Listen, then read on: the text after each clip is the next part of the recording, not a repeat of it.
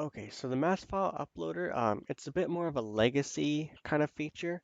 Um, by that I mean, before we had the My Explorer Modern, or in the My Explorer Modern to upload multiple files, you just select upload, and you can just open up your file explorer and drag and drop, or click to select here.